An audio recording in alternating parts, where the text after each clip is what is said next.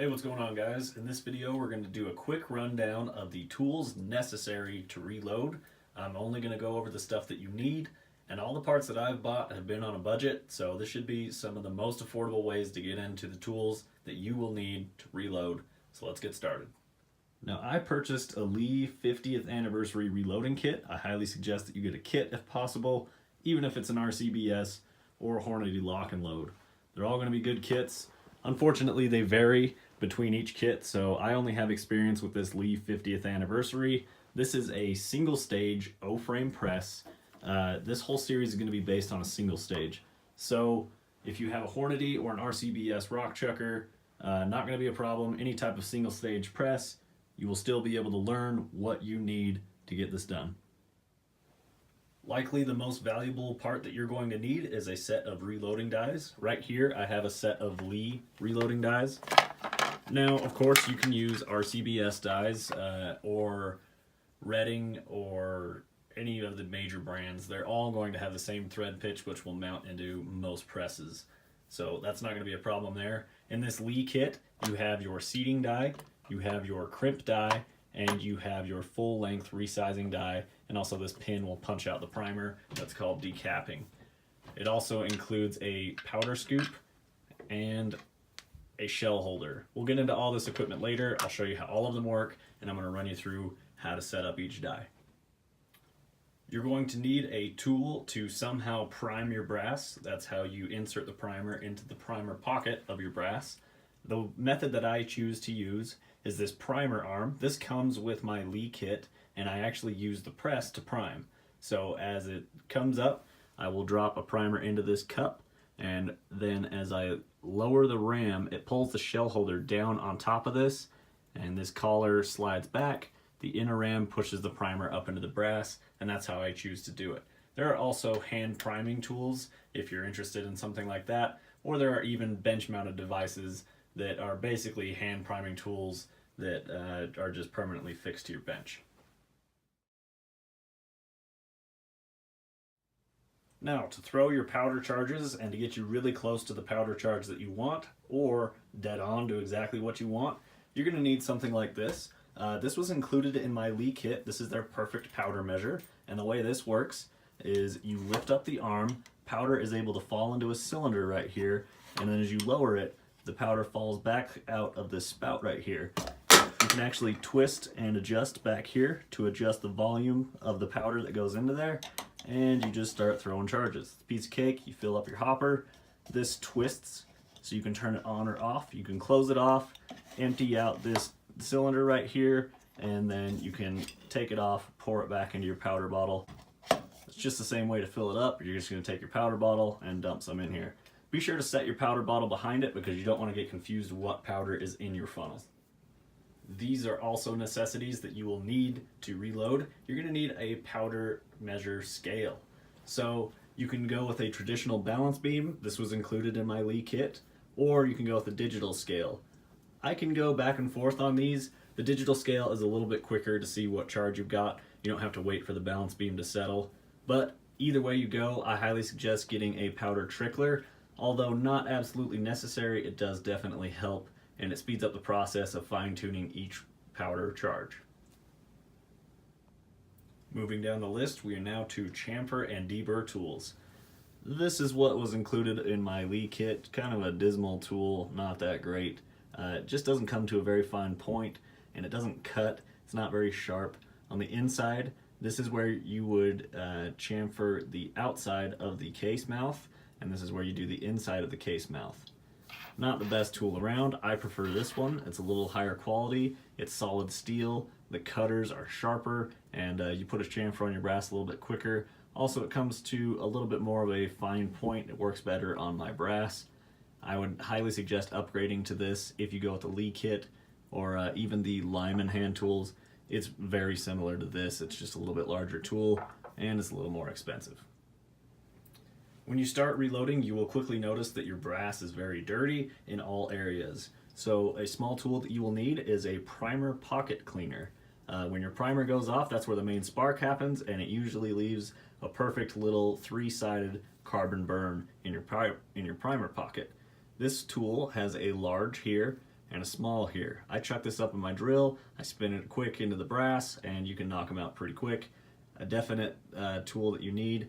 You don't have to clean your primer pockets, but I would suggest it just to get more consistent ignition for your powder, and you're going to shoot better and the bullets are going to shoot better if you make sure that your brass is clean. Now, although this is not specific to 243, because this is a beginner's guide, if you're reloading 223 or 556, or even some military 308 ammo, the 7.62x51, they may have a military crimp around the primer, and this is a small cutter that cuts off the excess brass. It's got a sharp edge around your primer pocket, and it doesn't allow you to reprime your brass very easily. So you put this in there, it cuts it out, and then you're able to reprime very easily. This is for the small one because I only shoot 223, but if you have a 308, you're going to need a large rifle primer, military crimp remover. This falls into the category of technically you don't need it, but I would 100% urge you to go get one. They're very affordable and they're very handy. In fact, I would try and convince you to get 2 or 4. Basically, once you perform any function on your brass, you can move it to the next tray. Helps you keep organized and know what process that you're in. This is a universal reloading tray, so you've got larger areas and smaller areas. Or even if you flip it over, you got a few more spots over here.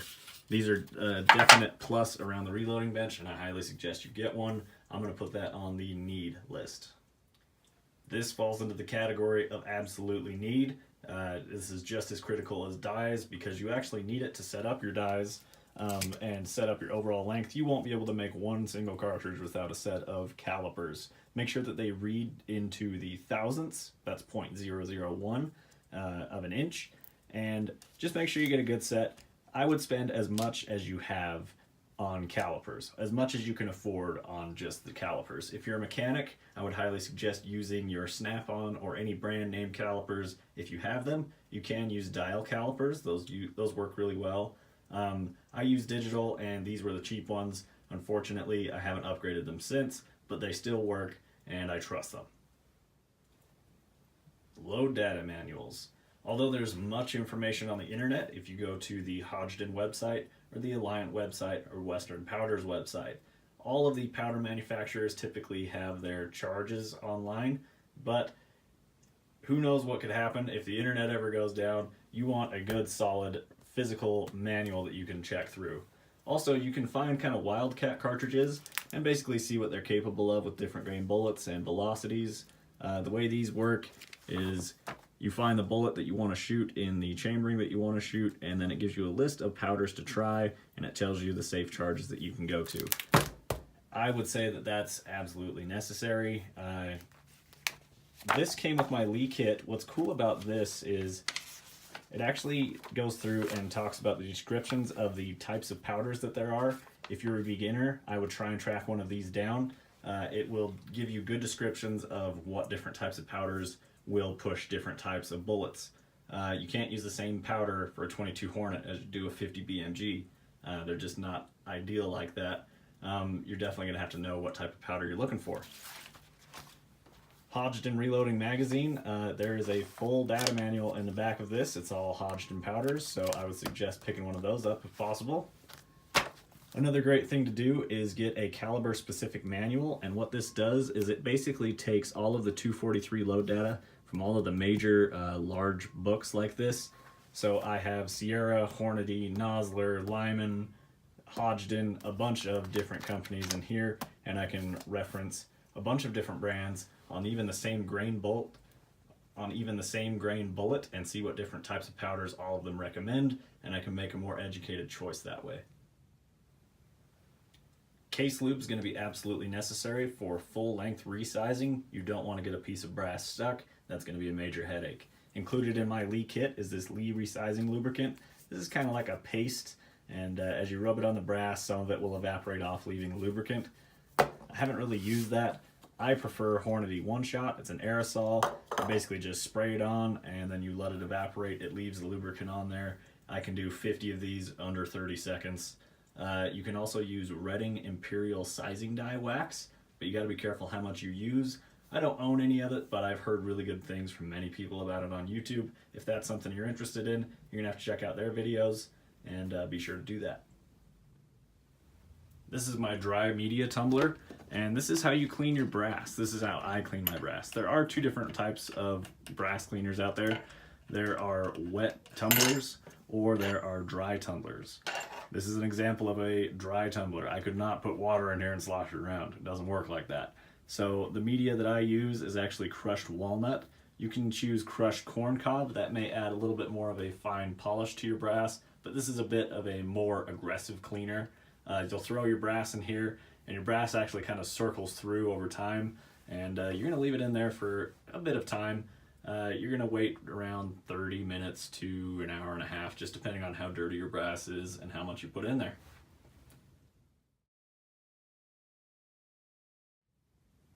And here we have the last of the tools that you will absolutely need to reload.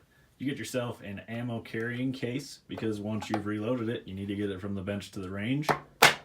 I have a small pen here, so writing down all of my charges and powders and primer types and all of that good stuff, but also this pen has a small flashlight, so I would highly suggest getting a small flashlight as well. You're definitely going to need that to inspect your powder fill on your cases or look in your press, just anywhere that you need a bit more extra light, and its size is definitely handy. I use a Sharpie to write the different powder charges that I put into my brass, or the different bullet types, or the different primers I've used, or different overall lengths. There are many good uses for a Sharpie. You can write directly on the brass, and when you dry tumble it, it comes right back off. So not a problem at all. That's going to be all the basic things that you need. I will put all of this down in the description below so you can go down and check it. I'm going to put a mark next to everything that came in my Lee anniversary kit, and I will also put a mark next to things that are optional, you may not need, but everything I covered in the video is highly suggested. In fact, if not absolutely necessary. So I hope you guys enjoyed this. I hope it helped you. I appreciate you watching, and we will talk to you guys later in part 3.